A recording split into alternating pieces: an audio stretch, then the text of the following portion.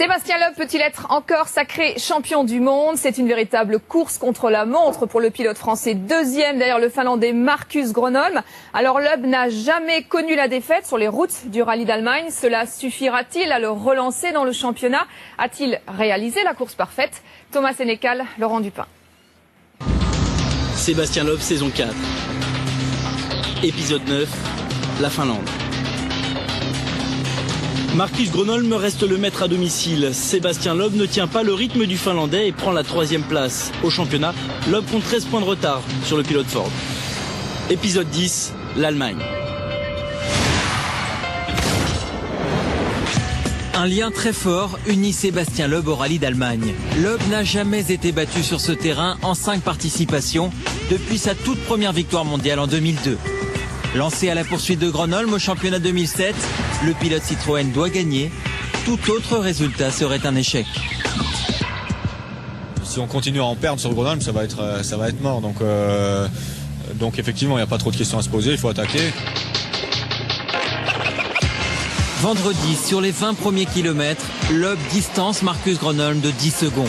Mais la sensation du jour s'appelle François Duval. Ce Belge de 26 ans pilote l'ancienne Xara de Sébastien Loeb. Il est engagé par des partenaires privés, pas par Citroën. Toute la journée, Duval, l'invité surprise, talonne la C4 de Loeb. En fin d'étape, il prend même l'avantage sur le Français, ralenti par un mauvais choix de pneus. La Xara marche, je marche et c'est exceptionnel. Après 8 mois d'absence, remonter, faire des temps comme ça en étant resté 8 mois à la maison, c'est un peu exceptionnel.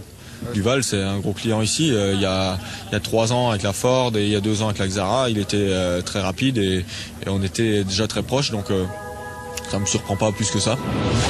Pour Citroën, François Duval est tout sauf un inconnu.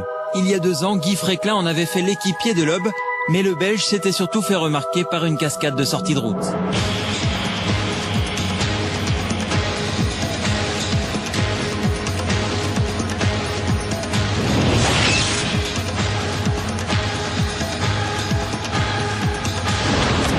Aujourd'hui, Duval n'a plus de volant en championnat du monde. Il dispute le rallye d'Allemagne pour relancer sa carrière. Mission accomplie.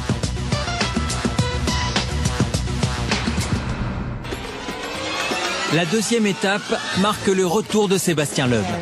Son adversaire François Duval était-il mal réveillé hier matin? Oui. La preuve avec ce tête-à-queue dès le 3e virage de la première spéciale. La Xara passe dans l'herbe, fait un 360 degrés, elle reprend sa route, mais les secondes se sont envolées. Quelques kilomètres plus loin, nouvelle faute de Duval qui tire tout droit.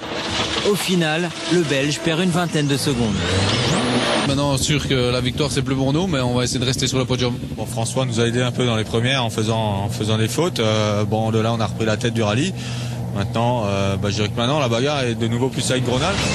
Et Loeb reprend ses bonnes habitudes. Il retrouve la première place et un adversaire dont il n'arrive pas à se débarrasser cette saison, Marcus Grönholm. Il rassure aussi ses fans, venus par centaines du nord et de l'est de la France. Il y a beaucoup de supporters, il y a beaucoup d'amis et de copains qui viennent me voir ici, donc c'est vrai que ça fait plaisir.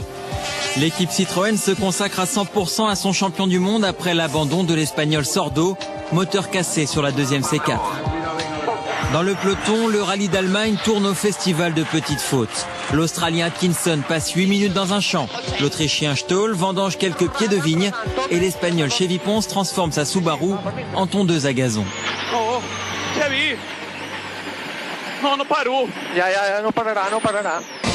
Spécialiste de l'épreuve, Loeb déjoue les pièges, la boue, les pistes glissantes du camp militaire de Baumholder et il creuse l'écart. Hier soir, le pilote Citroën comptait 37 secondes d'avance sur Grönholm. Parce qu'on peut se permettre de commencer à gérer, il faut surtout pas faire de fautes et espérer ne pas avoir de soucis.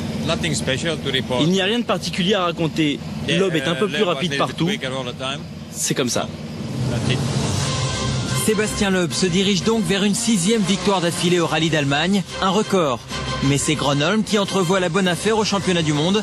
S'il conserve sa 2e place, le Finlandais sera presque aussi heureux que le vainqueur.